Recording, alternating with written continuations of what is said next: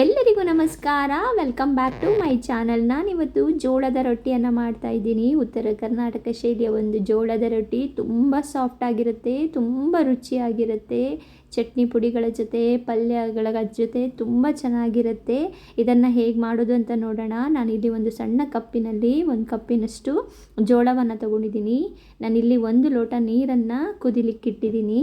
ನಮಗೆ ಎಷ್ಟು ಬೇಕೋ ಅಷ್ಟು ನೀರನ್ನು ಹಾಕ್ಕೊಂಡು ಇಲ್ಲಿ ನಾನು ತೊಗೊಂಡಿರುವಂತಹ ಜೋಳಕ್ಕೆ ಬಿಸಿ ನೀರನ್ನು ಸರಿಯಾಗಿ ಕುದಿಸ್ಕೋಬೇಕು. ಅದನ್ನು ನಾನು ಹಾಕ್ತಾಯಿದ್ದೀನಿ. ಇಲ್ಲಿ ಸ್ವಲ್ಪ ನಾನು ಒಂದು ಅರ್ಧ ಲೋಟದಷ್ಟು ನೀರಷ್ಟೇ ಹಾಕಿದ್ದೀನಿ. ನೀರನ್ನು ಹಾಕಿ ಈ ರೀತಿ ಕಲಿಸ್ಕೋಬೇಕು. ಇವತ್ತು ಜೋಳದ ರೊಟ್ಟಿಯನ್ನು ನಮ್ಮ ಅಜ್ಜಿ ಮಾಡ್ತಾಯಿದ್ದಾರೆ. ತುಂಬ ಚೆನ್ನಾಗಿ ಮಾಡ್ತಾರೆ. ಎಷ್ಟು ಸಾಫ್ಟಾಗಿರ್ತದೆ ಜೋಳದ ರೊಟ್ಟಿ ಅಂದರೆ ತಿಂತಾಯಿದ್ರೆ ಹಂಗೆ ಕರ್ಗೋಗ್ಬಿಡತ್ತೆ ಅಂತಾರಲ್ಲ, ಅಷ್ಟು ಚೆನ್ನಾಗಿರುತ್ತೆ. ಈಗ ಏನು ನೀರು ಹಾಕಿಟ್ಟಿದ್ದೀವಿ ಅದನ್ನು ಸ್ವಲ್ಪ ಹೊತ್ತು ಬಿಸಿ ಆರಲಿಕ್ಕೆ ಬಿಟ್ಟು ಈ ರೀತಿ ಕೆಳಗಡೆ ಟೈಲ್ಸ್ ಮೇಲೆ ಹಾಕ್ಕೊಂಡು ಚೆನ್ನಾಗಿ ನಾದ್ಕೋಬೇಕು. ನಾವೀಗ ಇಲ್ಲಿ ಇಟ್ಕೊಂಡಿರುವಂತಹ ತಣ್ಣೀರಲ್ಲೇ ಮತ್ತೆ ಸ್ವಲ್ಪನೇ ಹಾಕ್ಕೊಂಡು ನಾದ್ಕೊತಾ ಹೋಗಬೇಕು. ನಾವು ರೊಟ್ಟಿಯನ್ನು ಎಷ್ಟು ಚೆಂದ ನಾದ್ತೀವಿ ಅಲ್ಲ ಅಷ್ಟು ಚೆನ್ನಾಗಿ ರೊಟ್ಟಿ ಬರ್ತದೆ. ಈಗ ಜೋಳದ ರೊಟ್ಟಿ ಮಾಡುವಾಗ ನಾವು ನಾದಿದಷ್ಟು ಆ ರೊಟ್ಟಿ ಸಾಫ್ಟಾಗಿ ತುಂಬ ಚೆನ್ನಾಗಿ ಬರ್ತದೆ. ಪದ್ರ ಆಗಿ ತುಂಬ ಚೆನ್ನಾಗಿ ಬರುತ್ತೆ. ನಾವೇನು ಚಪಾತಿಗೆ ನಾದ್ತೀವಿ ಅಷ್ಟು ಸಾಕಾಗಲ್ಲ ಇದಕ್ಕೆ. ರೊಟ್ಟಿ ಅಂದರೆ ತುಂಬ ಚೆನ್ನಾಗಿ ನಾದ್ಕೊಂಡಷ್ಟು ರೊಟ್ಟಿ ಚೆನ್ನಾಗಿ ಬರುತ್ತೆ. ರೊಟ್ಟಿಯನ್ನು ತಟ್ಕೊಳ್ಳಿಕ್ಕೆ ನಮಗೆ ಅಷ್ಟೊಂದು ಚೆನ್ನಾಗಿ ಇನ್ನೂ ತಟ್ಕೊಳ್ಳಿಕ್ಕೆ ಬರದೇ ಇರೋದ್ರಿಂದ ನಾವು ಚಪಾತಿ ಹೇಗೆ ನಾವು ಲಟ್ಟಿಸ್ಕೋತೀವಿ ಆ ರೀತಿ ಲಟ್ಟಿಸ್ಕೋತೀವಿ. ಅದು ಕೂಡ ತುಂಬ ಚೆನ್ನಾಗಿರುತ್ತೆ. ಬಟ್ ಏನು ತಟ್ಟಿ ರೊಟ್ಟಿಯನ್ನು ಮಾಡ್ತಾರಲ್ಲ ಅದು ತುಂಬ ರುಚಿಯಾಗಿ ತುಂಬ ಚೆನ್ನಾಗಿರುತ್ತೆ. ಇದಕ್ಕೆ ಸಾಕಷ್ಟು ವೆರೈಟಿ ಪಲ್ಯಗಳನ್ನು ತಿಂತಾರೆ. ತುಂಬ ಪಲ್ಯಗಳೆಲ್ಲ ಒಂಥರ ಬಟ್ಲಲ್ಲಿ ರಾಶಿ ಹಾಕ್ಕೊಂಡಿರ್ತಾರೆ, ಅಷ್ಟು ಪಲ್ಯನ ತಿಂತಾರೆ. ನಾವೇನು ಸೈಡಲ್ಲಿ ಒಂದೊಂದು ಇಷ್ಟಿಷ್ಟು ಇಟ್ಕೊಂಡ್ರೆ ಅವರೆಲ್ಲ ಬಟ್ಲಲ್ಲಿ ಅರ್ಧ ಬಟ್ಲೆಲ್ಲ ಪಲ್ಯನೇ ತುಂಬ್ಕೊಂಡಿರುತ್ತೆ. ಅಷ್ಟು ಚೆನ್ನಾಗಿ ಪಲ್ಯಗಳು ಹೋಗ್ತದೆ. ತರಕಾರಿ ಪಲ್ಯಗಳು ತಿನ್ನೋದ್ರಲ್ಲಿ ಉತ್ತರ ಕರ್ನಾಟಕ ಮಂದಿ ನಂಬರ್ 1 ಅಂತ ಹೇಳ್ಬೋದು. ಯಾಕಂದರೆ ಅಷ್ಟು ಪಲ್ಯಗಳನ್ನು ತಿಂತಾರೆ. ಮೊಳಕೆ ಕಾಳುಗಳಾಗಿರ್ಬೋದು ಎಲ್ಲವೂ ನೋಡ್ತಿರ್ಬೋದು ನೀವು. ಅಂಗೈಯ ಮಧ್ಯದಲ್ಲಿ ಹಾಕಿ ಸ್ವಲ್ಪ ತಟ್ತಾ ಇದ್ದಾರೆ. ಈಗ ಅದನ್ನು ಕೆಳಗಡೆ ಹಾಕ್ಕೊಂಡು ಇರುವಂಥ ಹಿಟ್ಟನ್ನು ಸ್ವಲ್ಪ ಎಲ್ಲ ಕಡೆ ಉದುರಿಸ್ಕೊಂಡು ಈಗ ನಾನು ಮುಂದಿನ 4 ಬೆರಳುಗಳನ್ನು ಹಾಕ್ಕೊಂಡು ಫಸ್ಟ್ ತಟ್ಟುತ್ತಾರೆ. ಸೈಡಲ್ಲಿ ಎಡಗೈಯನ್ನು ಸೈಡಲ್ಲಿ ಇಟ್ಕೊಂಡು ತಟ್ತಾರೆ. ಅದು ಎಷ್ಟು ಚೆನ್ನಾಗಿ ರೌಂಡಾಗಿ ಬರ್ತಾಯಿದೆ ನೀವು ನೋಡ್ತಿರ್ಬೋದು. ಅವರು ತಟ್ಟುವಂತಹ ರೀತಿಯಲ್ಲೇ ಆ ಶೇಪ್ ಬರ್ತಾಯಿದೆ. ಈಗ ಕಂಪ್ಲೀಟ್ ಇಡೀ ಅಂಗೈ ಹಾಗೂ ಆ 4 ಬೆರಳನ್ನು ಸೇರಿಕೊಂಡು ತಟ್ತಾರೆ. ಅದು ಅಷ್ಟೇ ಶೇಪಾಗಿ ಅಷ್ಟೇ ರೌಂಡಾಗಿ ಒಂದೇ ಲೆವೆಲಲ್ಲಿ ತಟ್ಕೊತಾ ಹೋಗ್ತಾರೆ. ನೀವು ನೋಡ್ತಿರ್ಬೋದು ಎಷ್ಟು ರೌಂಡಾಗಿ ಎಷ್ಟು ಚೆನ್ನಾಗಿ ಕೇಳ್ತಿದೆ ಅವ್ರ ಮಾತನ್ನಂತ.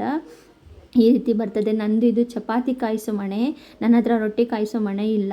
ನಾನು ರೊಟ್ಟಿ ಕಾಯಿಸೋ ಮಣೆಯಲ್ಲೂ ಮಾಡಿ ತೋರಿಸ್ತೀನಿ ಹೇಗೆ ಬರ್ತದೆ ಅಂತ. ಯಾಕಂದರೆ ಚಪಾತಿ ಕಾಯಿಸೋ ಮಣೆಯಲ್ಲಿ ಮಾಡಿದರೆ ಅಷ್ಟೊಂದು ಏನು ಚೆನ್ನಾಗಿ ಬೇಯಲ್ಲ. ಅದು ಅಂದರೆ ಅದು ರೌಂಡಾಗಿ ಏನಿರಲ್ಲ ಅದು. ಅದಕ್ಕೋಸ್ಕರ ಈ ರೀತಿ ಹಾಕ್ಕೊಂಡು ಅದ್ರ ಮೇಲೆ ಒದ್ದೆ ಬಟ್ಟೆಯಿಂದ ಅದರ ಮೇಲನ್ನೇ ಒರೆಸ್ಬೇಕು. ಒದ್ದೆ ಬಟ್ಟೆ ಮಾಡಿಕೊಂಡು ನಾನು ಅಲ್ಲೊಂದು ಕರ್ಚಿಪ್ ಹಾಕ್ಕೊಂಡು ಸಣ್ಣ ಬಟ್ಟೆ ಸಾಕು, ಸಣ್ಣ ಬಟ್ಟೆಯಲ್ಲೇ ಅದು ರೊಟ್ಟಿ ಸುತ್ತ ಹಾಕೋಬೇಕು, ಒರೆಸ್ಕೋಬೇಕು. ಆಗ ಮಾತ್ರ ರೊಟ್ಟಿ ಚೆನ್ನಾಗಿ ಬರ್ತದೆ. ನೀವು ನೋಡ್ತಿರ್ಬೋದು ಈ ರೀತಿ ನೀಟಾಗಿ ಬೇಯಬೇಕು. ಸುತ್ತ ಚೆನ್ನಾಗಿ ಬೇಯಬೇಕು. ರೊಟ್ಟಿಗೆ ಪಲ್ಯಗಳು ತುಂಬ ಚೆನ್ನಾಗಿ ವೆರೈಟಿ ಪಲ್ಯಗಳನ್ನು ಮಾಡ್ಕೋತಾರೆ. ಎಣ್ಗಾಯಿ ಪಲ್ಯ, ಆಮೇಲೆ ಹೆಸರು ಮೊಳಕೆ ಕಾಳಿನ ಪಲ್ಯ, ಹೀಗೆ ತುಂಬ ವೆರೈಟಿ ಪಲ್ಯಗಳನ್ನು ಮಾಡ್ತಾರೆ. ಈ ಥರ ಒಂದು ಅಂದರೆ ಡ್ರೈ ಇರುವಂತಹ ಬಟ್ಟೆಯಿಂದ ಈ ರೀತಿ ಪ್ರೆಸ್ ಮಾಡ್ಕೋಬೇಕು. ನೀವು ನೋಡ್ತಿರ್ಬೋದು ಎಷ್ಟು ಚೆನ್ನಾಗಿ ಬಂದಿದೆ ಅಂತ. ಇದು ನಾನು ಚಪಾತಿ ಕಾಯಿಸೋ ಮಣೆಯಲ್ಲಿ ಮಾಡಿರುವಂಥದ್ದು. ಈಗ ಅದನ್ನು ರೊಟ್ಟಿ ಕಾಯಿಸೋ ಮಣೆನೇ ಬೇರೆ ಇದೆ. ಇದು ರೊಟ್ಟಿ ಕಾಯಿಸುವಂಥ ಮಣೆ. ಈ ಮಣೆಯಲ್ಲಿ ಈಗ ರೊಟ್ಟಿ ಕಾಯಿಸ್ತಾ ಇದ್ವಿ. ಎಷ್ಟು ಚೆನ್ನಾಗಿ ಬರ್ತದೆ ಅಂದರೆ ಫುಲ್ ಉಬ್ಕೊಂಡು ಪದ್ರ ಆಗಿ ಚೆನ್ನಾಗಿ ಬರ್ತದೆ.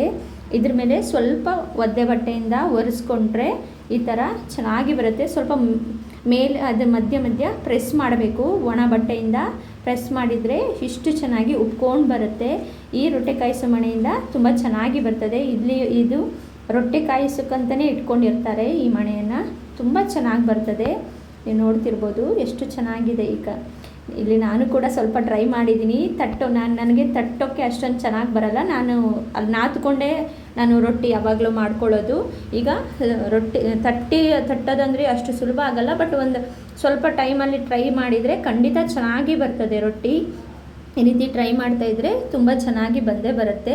ಆದರೆ ಆರೋಗ್ಯಕ್ಕೆ ಜೋಳದ ರೊಟ್ಟಿ ತುಂಬ ಚೆನ್ನಾಗಿರುತ್ತೆ. ನೀವು ನೋಡ್ತಿರ್ಬೋದು ಈ ರೀತಿಯಾಗಿ ಬಂದಿದೆ ಜೋಳದ ರೊಟ್ಟಿ, ಎಷ್ಟು ಸಾಫ್ಟಾಗಿ ಬಂದಿದೆ. ನಾನು ತೊಗೊಂಡಿರುವಂಥ ಒಂದು ಸಣ್ಣ ಕಪ್ಪಲ್ಲಿ ಒಂದು ಕಪ್ ಜೋಳಕ್ಕೆ 8 ರೊಟ್ಟಿ ಆಗಿದೆ. ತುಂಬ ಚೆನ್ನಾಗಿದೆ. ನಾನಿಲ್ಲಿ ಒಂದಿಷ್ಟು ಮೊಸರು, ಹಾಗೆ ಶೇಂಗಾ ಚಟ್ನಿ ಪುಡಿ, ಗುರೆಳ್ಳು ಪುಡಿ, ಇದು ಗುರೆಳ್ಳು ಅಂತ ಕರಿತೀವಿ, ಇಲ್ಲಿ ಕರೀತಾರೆ. ತುಂಬ ಚೆನ್ನಾಗಿರುತ್ತೆ ಇದು. ಬದನೆಕಾಯಿ ಎಣ್ಗಾಯಿ ಮಾಡುವಾಗ ಎಲ್ಲ ಪಲ್ಯಗಳಿಗೆ ಯೂಸ್ ಮಾಡ್ತಾರೆ. ಇದು ಗುರೆಳ್ಳಿನ ಚಟ್ನಿಯ ಪುಡಿ ಮಾಡ್ಕೊಂಡಿರುವಂಥದ್ದು. ನಾನಿಲ್ಲಿ ಒಂದು ರೊಟ್ಟಿ ತೊಗೊಂಡಿದ್ದೀನಿ ನೋಡಿ, ನೀವು ಎಷ್ಟು ಸಾಫ್ಟಾಗಿ ಬಂದಿದೆ ಎಲ್ಲ ರೊಟ್ಟಿಗಳು.